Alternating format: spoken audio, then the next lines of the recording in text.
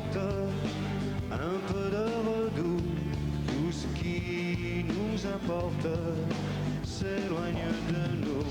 Tous les rêves, tous ces rêves, tous ces baisers volés, tous ces rêves envolés qu'on a abandonnés et qui nous donnaient l'envie d'aller jusqu'au bout, à présent nous supplie de rester debout.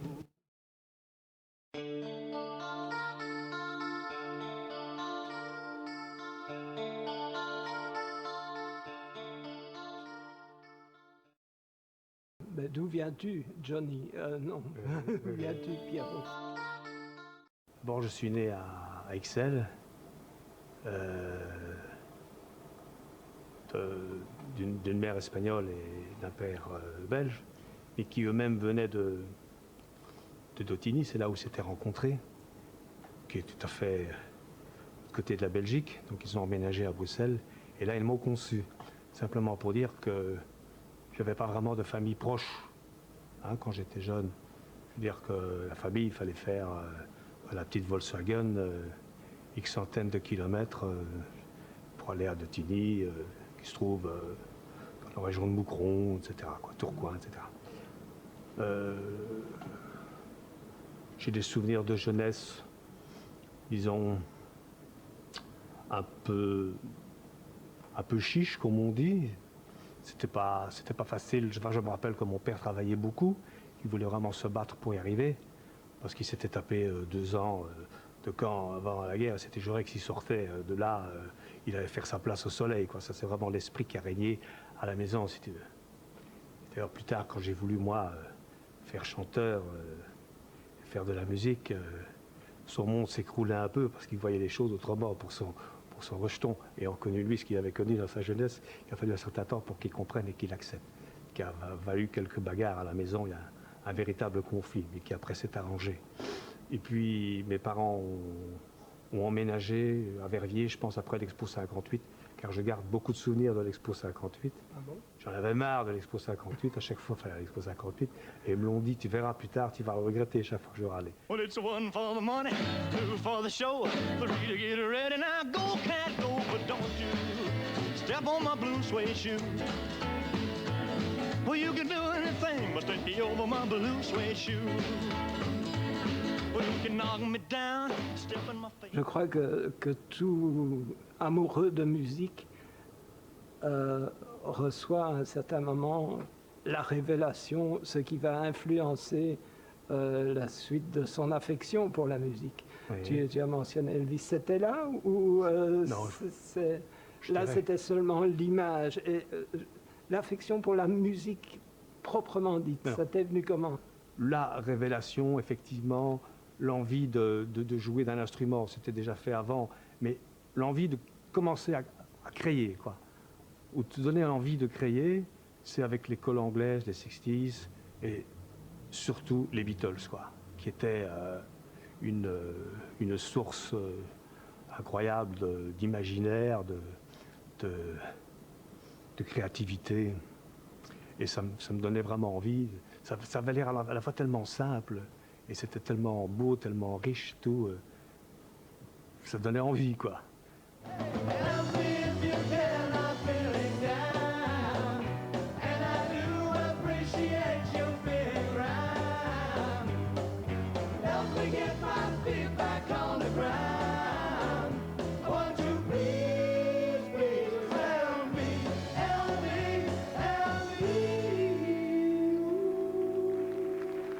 Aurélie, c'est la rencontre avec quelqu'un qui va suivre un gros bout de ta carrière.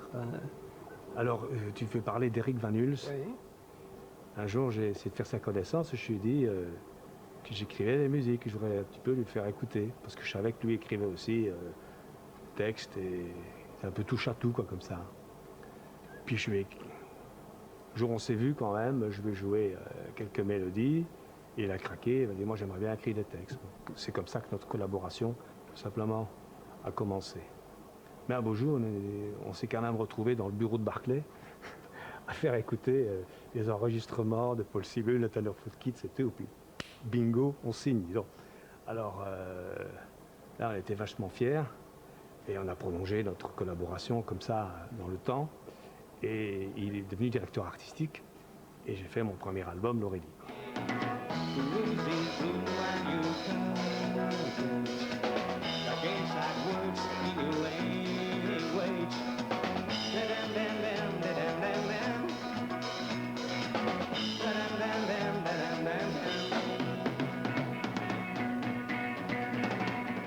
Et il t'a fallu du courage aussi pour commencer alors seul, parce qu'à l'époque, si je me rappelle bien, c'était encore plus difficile d'essayer de faire quelque chose sous son nom, en solitaire, que dans le contexte d'un groupe. Les groupes étaient fort à la mode à l'époque, non? Non, j'avais conscience du risque, mais je ne concevais pas la vie autrement, en fait. Voilà, c'est tout. C'était ma vie. Je savais d'instinct, parce que j'ai su très tôt ce que je voulais faire. Donc je pense que d'instinct, j'avais compris que c'est ça que je devais faire. Voilà, avec les conséquences que ça pouvait avoir. J'étais conscient des risques, mais je m'empressais de les oublier, quoi. Voilà. Fallait assumer mon choix. Et j'ai aussi compris très tôt, dès mon premier album, même avant mon premier album, je pense, que personne n'avait besoin d'un nouveau chanteur, besoin de nouvelles chansons, etc. Donc ça risquait d'être long et difficile, et puis que c'était mon choix, et voilà. Un placard et son grenier, ces grands espaces, un appareil de télé. La nuit, les plates éclairées du bloc en face sont des lucioles figées. L'école est dans la cité, il fait en ascenseur le chemin des écoliers. Il rentre toujours à l'heure, l'enfant du 92e.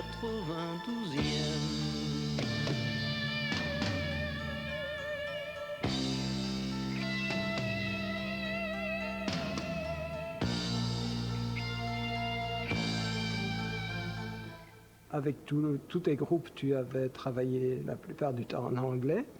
Et là, tu t'es ouvert tout un nouveau public en passant au français. Tout à fait.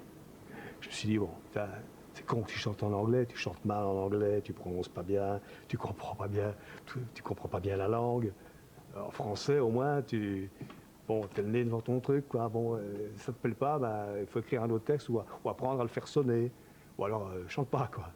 On est confronté plus à soi-même, aux difficultés, etc. On ne veut pas se réfugier devant quelque chose qu'on ne connaît pas ou de flatteur. En français, c'est pas comme ça. Gémeaux, je suis né dans ma peau sous le signe des Gémeaux. Le monde est un chapiteau où j'installe mes tréteaux. Mon flipper de sale rêveur qui rit, qui pleure dans son vertigo. C'est pas facile de s'appuyer mon style, un peu Hyde, un peu Jekyll.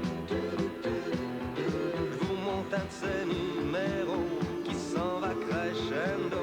Et je me casse, j'attends, ça se tasse, mon temps, je le passe comme un scénario. Enfin, tu es quand même devenu célèbre grâce à l'Eurovision. Non, c'est vraiment pas grâce à l'Eurovision. Non. Si. Monsieur me cherche là, il devient un petit peu... Non, statistiquement, l'Eurovision, il y a quand même 2 ou 3 personnes qui regardent ça, donc ouais. Il y en avait plus qui te connaissaient après qu'avant. Ça c'est clair, oui, mais sinon ça valait vraiment pas le coup. Hein. Non, mais attends, non, ça vaut pas le coup alors sinon. Allez, raconte. Non, mais dis donc, Nicolas Résimon, à l'époque, était quelqu'un que j'appréciais beaucoup. La RTB m'a téléphoné pour faire partie de la présélection. Au départ, j'étais vraiment pas chaud, je voulais pas le faire. Puis j'en parlais autour de moi. Et il y avait ceux qui me disaient, surtout ne fais pas ça, tu vas avoir l'air con, c'est ringard, etc., etc. Et puis d'autres qui me disaient, la seule chose qui compte, c'est la chanson. Si la chanson est bonne, tu n'auras pas l'air con. Si la chanson est mauvaise, reste chez toi. Mais t'occupe pas à tout ce truc d'image et tout. Bon. Et je trouvais ce raisonnement logique. Et c'est vrai que Julie et compagnie était vraiment une chanson que j'aimais beaucoup, qui aurait figuré sur le prochain album, qui parlait quand même des problèmes de la femme à une époque où on n'en parlait jamais. C'est Judy n'est pas jolie. C'était tout à fait le contraire de ce que l'on faisait à l'époque. Donc je trouvais pas la chanson intéressante et pas inintéressant de chanter ça à l'euro, quoi. Judy, Judy se réfugie.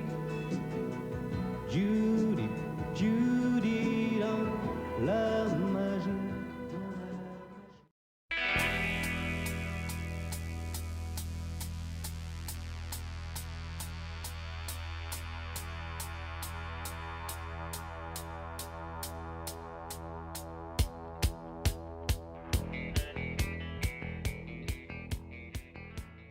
Je sais qu'en 73, il n'y en avait pas deux qui chantaient le rock en français. Bon d'accord, on avait eu Paul Naref, on avait eu Julien Clerc, on avait eu Véronique Sanson, mais la première fois que la synthèse était vraiment tellement bien réussie entre le rock et l'expression française, c'était ça. C'était quand même là bien avant Higelin, Souchon et toute la bande. Oui, c'est possible. Ouais. Mais je sais pas, est-ce qu'il y a... Je ne dois pas être le premier à te le dire, ça. Non, c'est vrai qu'on me le dit de temps à autre, que j'étais quelque part peut-être à... comment dire, il y a un mot pour ça, un précurseur peut-être, je sais pas, mais sans le savoir en fait. C'est pas quelque chose que je revendiquais spécialement. Hein. Et, enfin, bon, moi, je me souviens très bien qu'en 73, c'était... Parce que je lisais évidemment les articles de Pierre Rock'n'Roll et donc j'étais aussi convaincu que le rock ne pouvait pas se chanter en français, je n'écoutais que du rock anglais. Et tout à coup, il y avait une sorte de porte qui s'entrouvrait comme ça. Il y avait Yves Simon aussi, un petit peu voilà, plus tard. qui chantait New York aussi d'ailleurs. Oui, qui chantait New York, j'ai rêvé New York. On s'est rencontrés à l'époque. Ouais. Ah non, t'as fait New York, mais, ouais, Mais moi qui a aussi. copié qui? Mais la différence, lui, c'est c'est que... 74, c'est un an après Ah, toi. c'est possible. Mais seulement, je dois être honnête avec la différence entre lui et moi. Ce que lui y a été, moi, j'y avais pas été à New York. Tu vois 180, malgré le synthétique, on rêvera encore. En film, en musique, on fera l'amour. Les noms télépathiques décompriment nos envies, nos déprimes. 1980, tel notre starting block pour la course dans l'époque. Alors, on est en 81, il se passe plein de choses au niveau du rock belge à l'époque. C'est vrai que ça pète un peu dans tous les sens. Tu as les Tueurs de la Lune de Miel, tu as Allez, j'en étais assez comme proche. ça, tout d'un coup, plein de groupes qui arrivent. Tatissimatic, tu Ouais. avais Telex qui fonctionnait depuis un an ou deux. Et toi, à ce moment-là, c'est 81, c'est aussi l'année de Bizarre Hostile, si je me trompe. C'était quoi l'aventure Bizarre Hostile? Bizarre Hostile, qui est une espèce je dirais, de long clip d'une demi-heure, enfin une émission clip avant la lettre, encore une fois, où là, la RTB m'a donné effectivement l'occasion de pouvoir comme ça travailler avec Michel Perrin. Et moi, là, au milieu de tout ça, donc je disais, j'étais un peu le héros de la situation, à la fois surpris aussi parce que il y a certaines choses que je découvrais, il ne m'avait pas tout dit, tu vois. Ouais. Et voilà, c'est unique parce que ça se fait plus maintenant, ça. Non. Ça n'existe pas, et puis la RTB n'a plus les moyens. Je suis né par hasard sans savoir pourquoi j'étais là, un enfant sans mémoire, un duplicata de papa, de l'école à l'armée et du chocolat au tabac. La leçon des années se résume à ça, je suis moi. Au tiercé de la vie, j'ai gagné d'être là.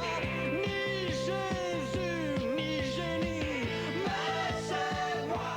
Donc on arrive à Lâcher les Fauves. Et alors là, d'un coup, en fait, le succès colossal de Lâcher les Fauves ici te permet de recentrer l'action Oui. Au niveau national. Oui, tout à fait. Et je dirais même qu'emporté par cette espèce de déferlante, dans ces cas-là, on va à l'essentiel. Et comme il y avait beaucoup de demandes et que j'adorais la scène, je pense que je peux dire, sans faire le malin, que je suis un homme de scène, quoi. Bah. D'ailleurs, je fais partie de cette génération qui a commencé en fait à faire de la scène avant de faire un disque, ce qui parfois serait souvent le contraire maintenant. Donc ça a vraiment été mon point de départ. Et quand cette déferlante est arrivée, évidemment, les occasions sont multipliées de me produire sur scène. On l'a fait, et bien fait. En plus, je pense qu'à ce moment-là, j'ai récolté un peu tout ce que j'avais semé, quoi. Parce que bon, il y avait dans les cours de récré, dans les écoles, à l'usine, dans les bureaux, etc. Il y avait toujours quelqu'un qui m'avait vu dans les années 70, qui en avait parlé à ses collègues. Et puis quand le tube est arrivé, tu vois, moi j'ai été, il faut aller sûrement le voir, enfin sûrement le bouche à oreille, je dirais, à jouer d'entrée, quoi. Ce qui fait que les gens qui venaient sont venus assez nombreux, directement. J'avais le bon succès à la bonne époque, j'étais au bon moment, au bon endroit. Et puis, ils n'étaient pas déçus, on était vachement prêts. Ce qu'ils ne savaient pas, c'est qu'on était vachement prêts depuis longtemps. Alors là, celle-là, on n'allait pas la rater, mon pote. Tu vois ce que je veux dire? On y a été, quoi.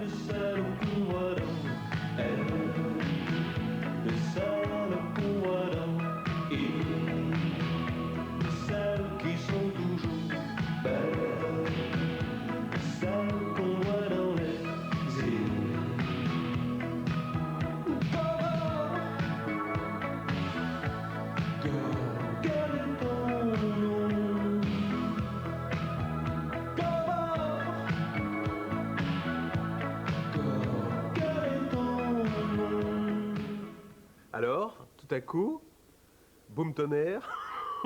Mais bon sang, mais c'est bien sûr. Bon sang, mais c'est bien sûr. Ça y est, je passe à la radio et je passe énormément à la radio.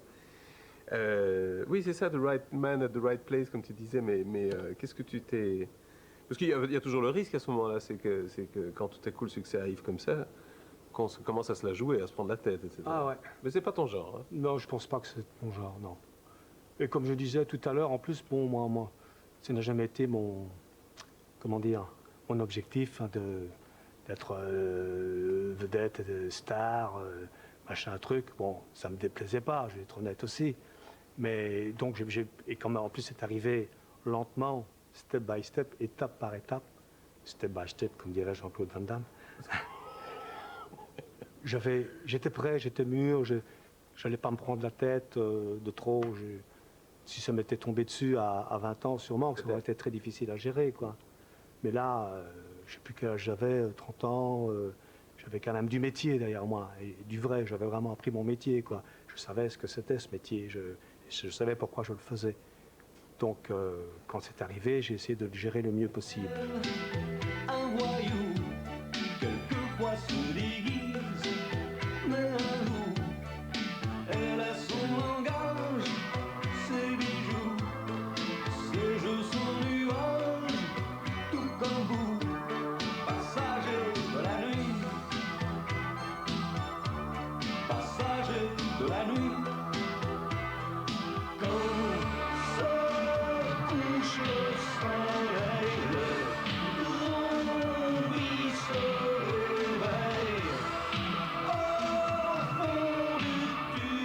Très vite derrière, tu sors un autre album qui s'appelle Ligne Claire.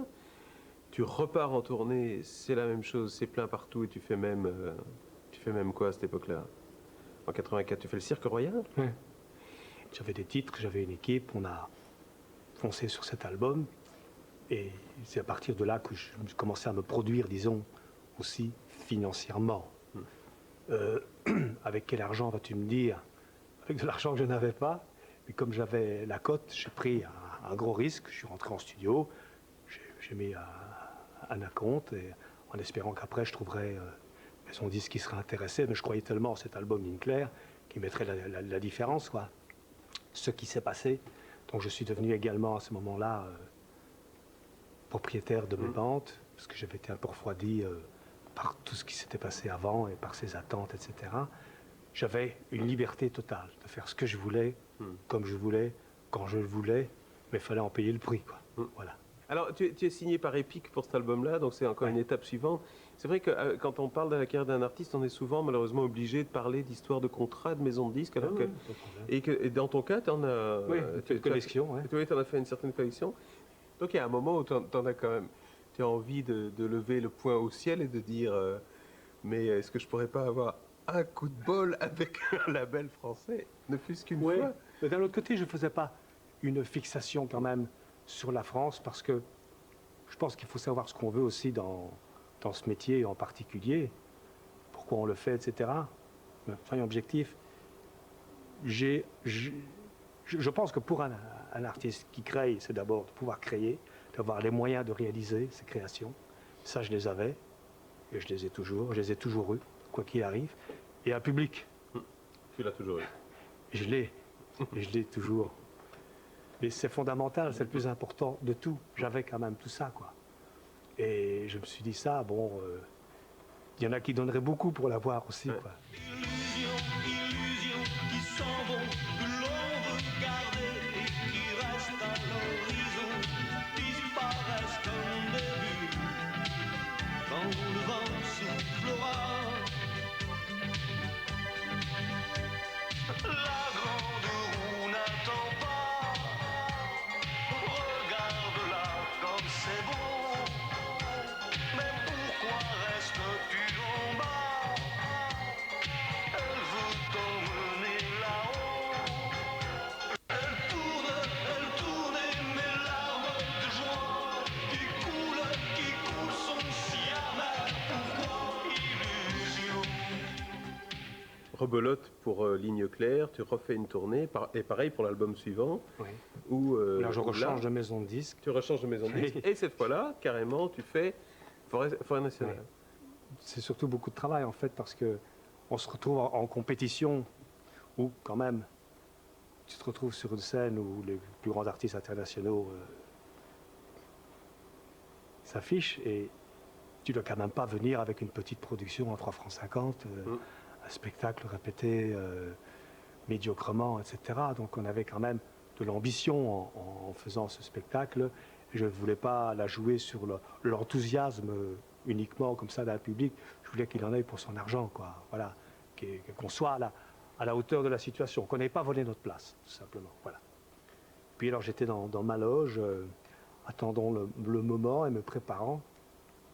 Ça, c'est un détail que j'ignorais complètement. Ça, c'est assez flippant, surtout dans ma situation. C'est qu'on entend le pas, enfin, la loge principale en tout cas, et en dessous du couloir, je suppose, principal, et on entend les pas des gens. Alors, ce bruit était à la fois rassurant, et en même temps, ça fait flipper. Ça fait un peu gladiateur, tu vois. Et puis, bon, j'ai déboulé sur scène, c'était rempli, c'était plein, c'était comble, c'était une soirée formidable pour moi. Et ce sera ma dernière question. Finalement, le titre de l'album qui sort au même moment, J'aime ça, ça résume À cette tout. époque-là, ouais, ça résume un peu, ouais. Mais en fait, je pense que c'est pour ça que j'ai pris ce titre-là, que je dis comment le dire sans être pompeux, quoi, en étant sympa et tout. Pourquoi vous faites ce métier, pourquoi ceci, pourquoi cela, j'aime ça, point. Voilà.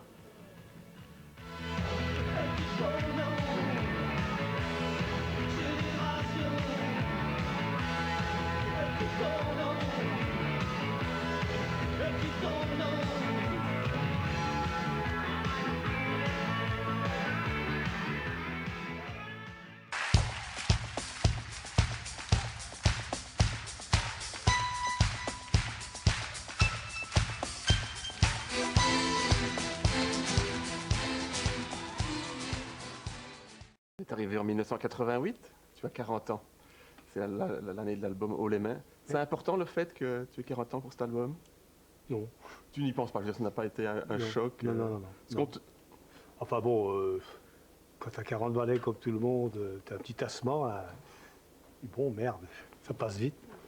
Mais bon, ça s'est arrêté là, et l'album n'avait rien à voir avec mes 40 ans. on te voyait enfant sur la pochette, déguisé en cow-boy, une photo Ouais. retrouvée de ton enfance. Voilà, c'est une photo qui traînait dans la chambre de mes parents. Et puis un jour, je me suis dit, ce serait quand même marrant de faire une pochette avec ça. Et c'est devenu une pochette sur l'album Haut les mains. Cet album n'a pas un énorme succès, mais on passe tout de Oui. suite aux années 90 avec J'ouvre Non, les... mais ça me dérange pas d'en parler. Oui, d'accord. Ça me dérange parce que je trouve aussi que c'est un album un peu raté, en fait. Mhm. Tout à fait. Et c'est vrai qu'arrivé à cette période-là, donc arrivé à Haut les mains, le fait de devoir assumer à la fois, bon, je produisais artistiquement, entre guillemets, j'assumais les répétitions, la production artistique, les répétitions, tout le temps écrire des chansons, et puis le côté financier aussi, j'assumais, disons, la production financière, où je jonglais quand même avec de l'argent que j'avais pas toujours. j'attendais parfois des réponses de maisons de disques alors que j'étais en train d'enregistrer les voix, quoi. Arrivé à Olema, je commençais à être fatigué, quoi. Peut-être que je pense que cet album n'a pas vraiment marché, tout simplement parce qu'il n'était pas vraiment réussi et qu'il y avait un demi-album, on va dire, abouti, et puis l'autre, j'aurais peut-être mieux fait d'attendre 6 mois ou 1 an, prendre un peu de recul. Et là, je me suis rendu compte à un moment donné, en tout cas, je ne sais pas si je m'en suis rendu compte, mais maintenant, je me rends compte qu'à un moment donné, je commençais à fatiguer un peu. J'avance, avance, tape sur le macadam, c'est comme un tam-tam. On avance, avance, tape sur le macadam, c'est comme un tam-tam. On avance, avance, tape sur le macadam, c'est comme un tam-tam. On avance, avance, tape sur le macadam, c'est comme un tam-tam. 1990, J'ouvre les yeux, une nouvelle film de Ouais. disque.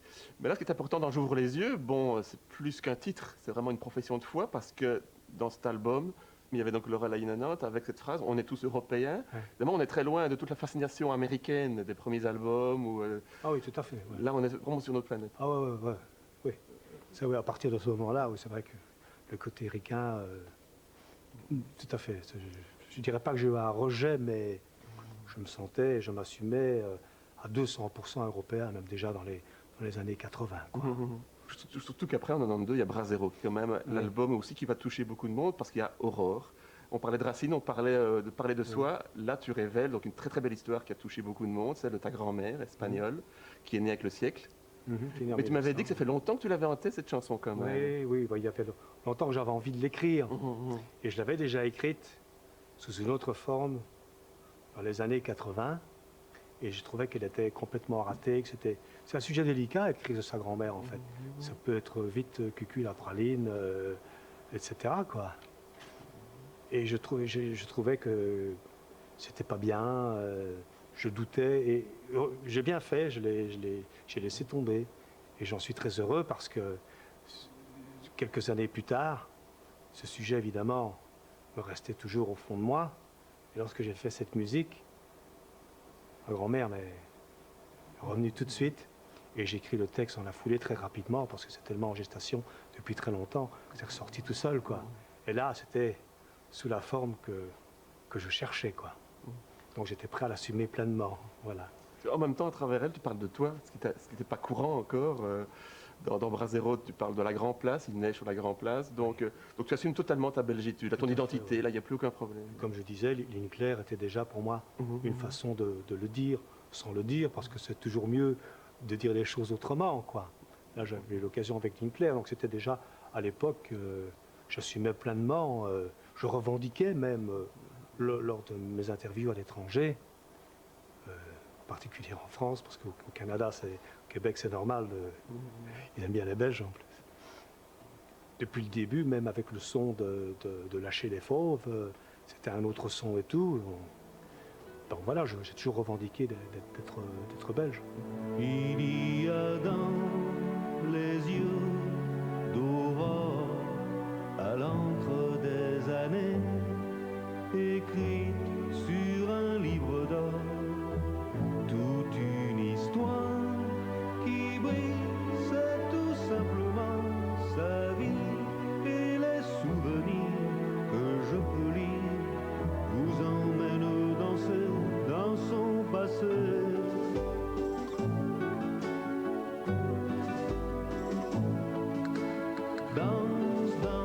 Dans cette aurore avec son fiancé.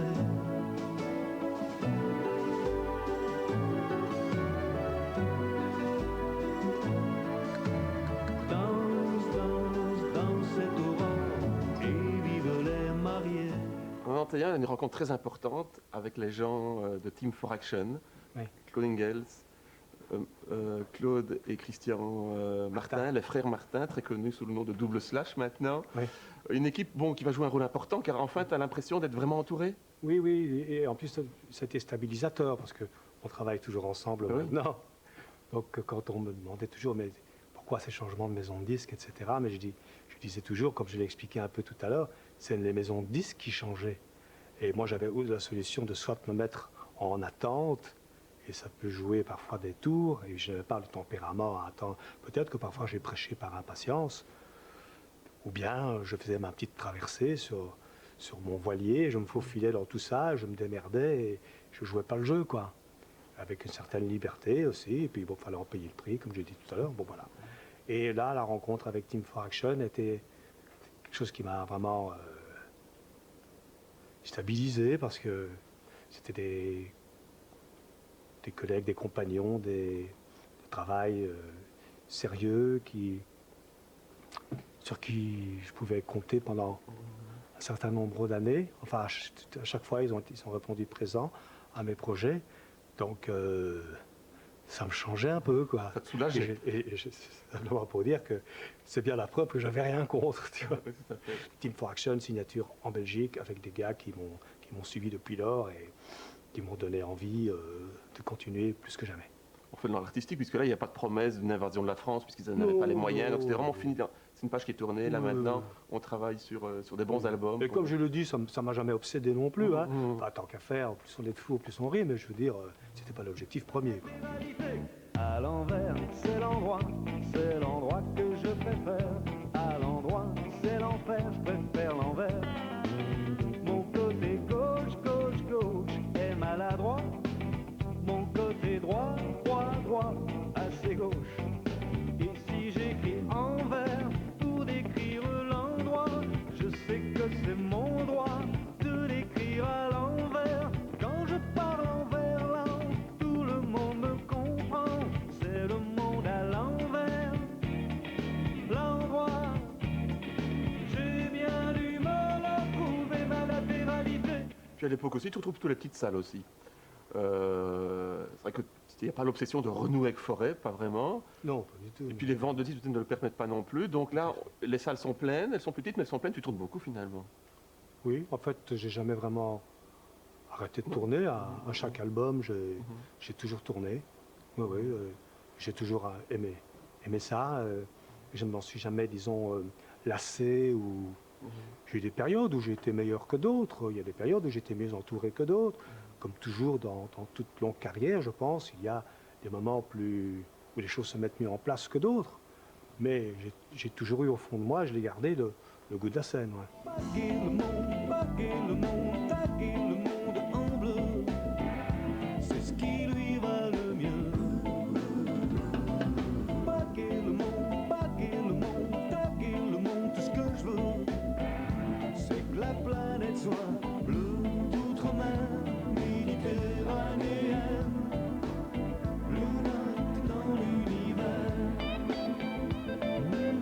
On parle de scène, donc un album live. Au Francofolie, c'est un peu ton jardin. Les Francopholies de Spa, bon, tu t'y impliques énormément en tant que conseiller artistique, c'est ça? Tu investis du temps et de l'énergie dans ces Francopholies qui sont un peu les tiennes quelque part? Les miennes, bon, c'était excessif. Tu n'es pas tout seul. Disons que je suis à la base de ces Francopholies aussi, quoi.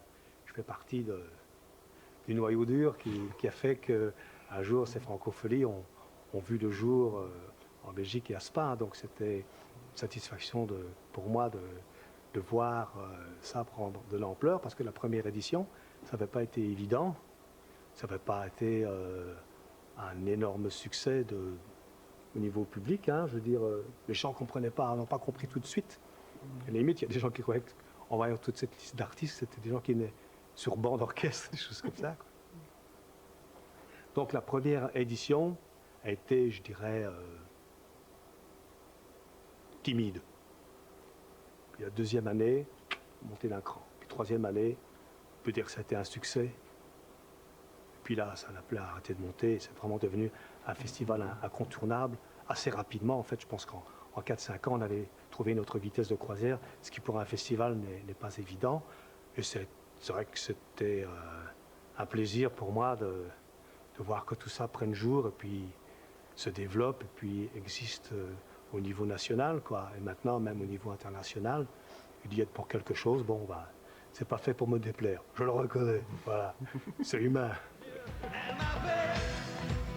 Elle m'appelle, que je sois heureux ou toujours éternelle qui m'appelle,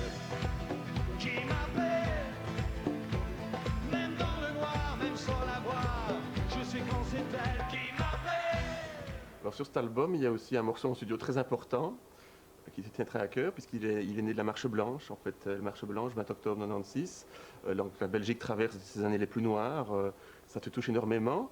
Mais quand je t'en avais parlé, tu me dis que cette chanson aussi existait dans ta tête depuis longtemps et que c'est la Marche Blanche qui lui a donné le déclic et que tu as pu la terminer. Exactement. En fait, j'étais en studio ce jour-là, en train de mixer l'album live. Et puis j'ai arrêté un peu, puis j'ai regardé les images, et puis je n'ai pas pu me détacher de l'écran. J'étais vraiment ému, quoi, comme des millions d'autres compatriotes. J'étais pas le seul dans le cas. Et dans la foulée est arrivé le final, les deux derniers couplets sont arrivés logiquement, naturellement, et ça me permettait aussi de terminer sur plutôt un plan large, un point d'interrogation qu'une affirmation. J'ai pas dit qu'après tout irait mieux, etc., etc., mais cette chanson s'est arrêtée ce jour-là. Donc, le lendemain, mais je veux dire, après, elle a été terminée, elle a été enregistrée, c'est fini, quoi. Je n'avais pas envie de... Tout était dit, je dis, voilà. Et c'est une chanson qui m'a obsédé. Pendant une semaine, j'ai pas arrêté de la chanter, jour et nuit. Je crois que c'est la chanson que j'ai dû me chanter le plus souvent, en me disant, pourvu qu'il n'y ait pas un mot maladroit. Parce qu'autour de moi, il y avait plein de gens, directement, où on parlait Marche Blanche ou quoi, c'est surtout ne pas faire ça et tout. Mais j'ai dit, c'est pas une chanson sur la Marche Blanche, ce n'est surtout pas une chanson sur le drame Julie et Mélissa. Je n'ai pas le droit, ça ne me regarde pas. C'est une chanson qui parle de la Belgique. Et si on parle de la Belgique, au moment où je suis en train de l'écrire, tout ce que j'ai vécu, je ne peux pas non plus ne pas en parler. Je veux dire, ce serait quand même le comble, quoi. Elle se termine. Voilà, je pense que ce qui est arrivé de plus important dans notre pays, si tu veux faire une chanson sur la belgitude, surtout à cette époque-là, tu ne pouvais pas parler de ça. Et comment en parler? C'est venu comme ça, spontanément. Nos enfants se souviennent d'une marée blanche. We even so on a guy, days of that. C'était dimanche.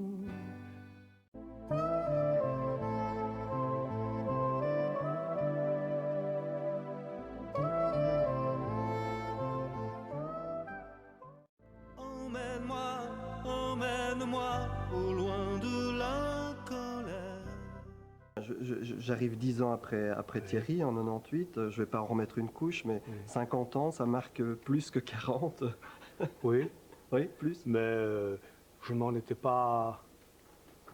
Comment dirais-je? Curieusement, ça m'a moins marqué ou ça m'a moins enquiquiné que je me l'imaginais. Ouais.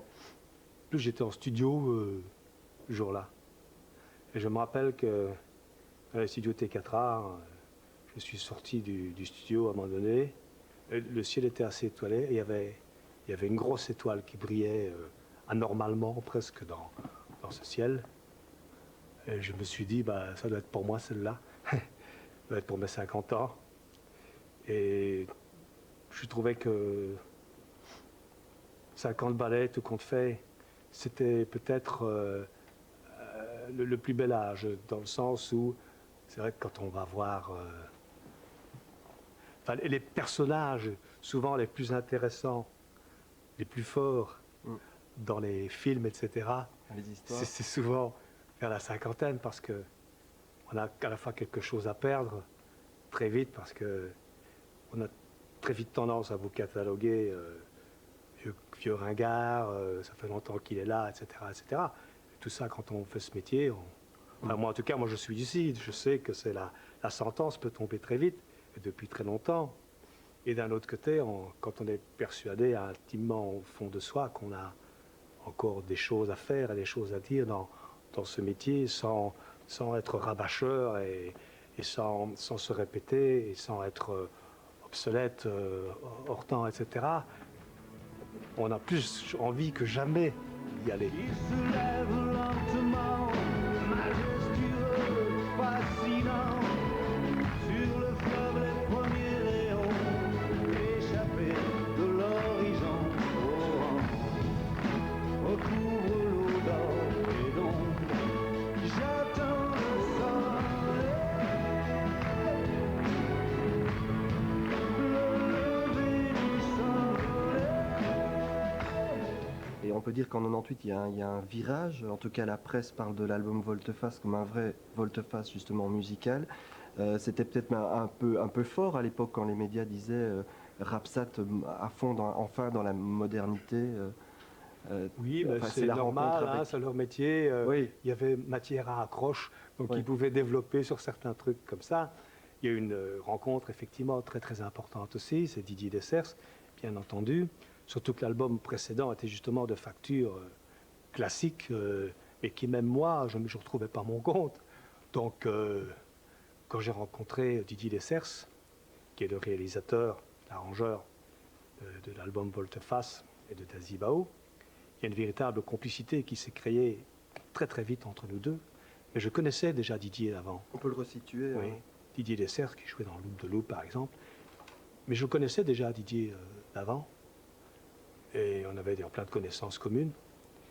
Et j'avais failli travailler une fois ou deux avec lui. Et puis chaque fois, pour des questions de disponibilité, de calendrier, etc., etc., ça ne s'était pas fait. Et je lui ai retéléphoné. Voilà. Je dis, bon, j'aimerais quand même qu'on essaye un coup, quoi, parce que toi et moi, on est là en train de se dire, ce serait quand même bien, mais si on le fait pas, on le saura jamais. Mais moi, je vous jure que c'est vrai, j'étais sûr qu'il allait se passer un truc. Je le sentais d'instinct. Je le savais au fond de moi, j'étais sûr qu'il allait se passer un truc. Je ne savais pas jusqu'où ça allait aller, mais j'étais sûr qu'il allait se passer un truc avec lui. Parce que moi, j'avais entendu plein de choses sur son travail que le public n'a jamais entendu, que d'autres n'ont pas entendu, dans lesquels je retrouvais, pas tout, mais certains éléments, je le sentais. Il est venu chez moi, j'ai joué les deux premiers titres, je pense que c'était Si les femmes et Mensonges, où il a accroché tout de suite. Moi, je dis, écoute, je te donne carte blanche sur ces deux titres. Quand tu as terminé, tu m'appelles.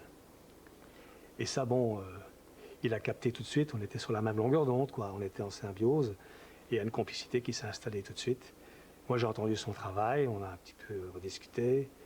Il m'a dit, écoute, moi, j'aime beaucoup, j'y crois.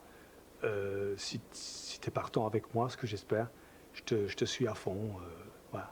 Et ça, c'est le genre de discours que moi, j'aime beaucoup dans ce métier. Ça revient un peu à la conversation tout à l'heure, des gens qui savent s'engager, qui prennent des risques pour des choses qu'ils aiment, quoi. Et ça, il n'a pas dû me le dire deux fois. Je dis, bon, ok, top là. On est parti, quoi. Je m'efface, je fais face. Il lance la pièce en l'air avant qu'elle touche terre. Face, je m'efface. Pile, je fais face. Alors le rêve, les rêves sont en nous. Je crois que ça te caractérise à fond, ça. C'est Pourquoi? le côté rêve. On a l'impression que tu continues à vivre tes rêves de petit garçon. Disons que je suis quelqu'un, on peut dire, qui a pu concrétiser ses rêves. Ça, c'est vrai. Puisque je rêvais de faire ce métier, je rêvais de monter sur une scène, je rêvais de pouvoir faire ça. J'ai pu le faire. Quelque part, c'est un rêve quand même, parce que c'est vrai que c'est pas évident et que la route est jonchée de cadavres, comme on dit. Il y en a beaucoup qui essayent, puis qui se plantent, ou bien ça dure pas très longtemps, etc. J'aurais détesté, j'ai déjà eu l'occasion de le dire d'ailleurs, faire par exemple un énorme tube, et puis basta, plus rien, quoi. J'aurais détesté ce genre de truc-là, quoi. Et par rapport aux rêves, il t'en reste à assouvir? Disons que je suis dans une situation où mes rêves sont plus d'ordre de la santé que de la musique. Pour le mot rêve, je parle. Ensemble, même si l'on est différent, et savoir traverser le temps, tout simplement ensemble. Dazibao, grand succès Donc le single Les rêves sont en nous et puis ADU, le succès s'emballe, on parle d'une sortie en France, enfin tout ça s'engage. Le grand ciel bleu. Et puis patatras, coup du destin, ça le coup, tu apprends que tu es malade. Oui. Et j'aimerais que tu nous parles de ça. Tout le monde sait que je me suis chopé le cancer, voilà. Disons que j'étais dans mon petit avion, dans un grand ciel bleu, puis on m'a tiré dessus, quoi. Je m'y attendais pas du tout, ça c'est clair. Donc, surtout à un moment pareil, on croit toujours que c'est pour les autres. Voilà, et puis ça m'est tombé dessus. Mais ta réaction, comme on le disait là il y a 5 minutes, ça a été le positivisme, l'enthousiasme, enfin tout ça est revenu à la charge, je veux dire, tu t'es pas laissé abattre. J'ai essayé, ouais, c'est vrai. J'avais pas envie de me laisser faire par cette merde. Faut au moins qu'on soit deux dans l'histoire à discuter, quoi, tu vois. Sinon, si tu jettes l'éponge, lui, il s'installe, quoi. Il fait ce qu'il veut. Et ce qui me vexe beaucoup dans cette histoire, c'est qu'il m'a pas demandé mon avis. Donc j'ai décidé de réagir. Mais c'est plus une question, je pense, oui, de tempérament et d'instinct. Et c'est vrai que quand on fait... Si on prend un peu de recul, là je suis bien obligé et j'ai commencé à penser à plein de choses, évidemment, quand ça m'est tombé dessus. Je crois que ma vie a souvent été comme ça. J'ai dû souvent réagir, même si je ne m'en rendais pas toujours compte, dans des situations qui n'étaient pas forcément évidentes pour tout le monde, mais moi je m'en suis toujours sorti, puis j'ai toujours réagi, quoi. Donc je me suis dit, il n'y a pas de raison que tu réagisses pas sur ce coup-ci. Même si, bon, oui, c'est évidemment, c'est pas facile à vivre, etc. La maladie, c'est chiant, c'est moche, c'est pesant, c'est dégueulasse. Tout ce qu'on veut. La musique, c'est tout le contraire. Donc, j'avais cette chance-là. Mais je voulais donner une image positive. Jamais sur scène, j'ai parlé de ça et tout. Je pense que de toute façon, les gens venaient avant tout pour un spectacle. Voilà, je veux dire, si c'est pour monter sur scène et traîner la patte, et susciter pitié quelconque ou un truc comme ça, c'est vraiment pas mon genre et ça vaut vraiment pas la peine, quoi. Donc là, maintenant, je sais que, bon, stop, ok, ben voilà. Sinon, ça devient lamentable à ce moment-là. Mais je crois que je leur ai donné ce que je pouvais te donner de mieux. Et le band qui m'accompagne est une qualité vraiment redoutable. Ils ont eu un comportement formidable aussi et était d'une efficacité. Enfin, vraiment, je pense qu'on n'a jamais été aussi bon, quoi. En clair, je le dis sans vantardise aucune, je le dis avec fierté.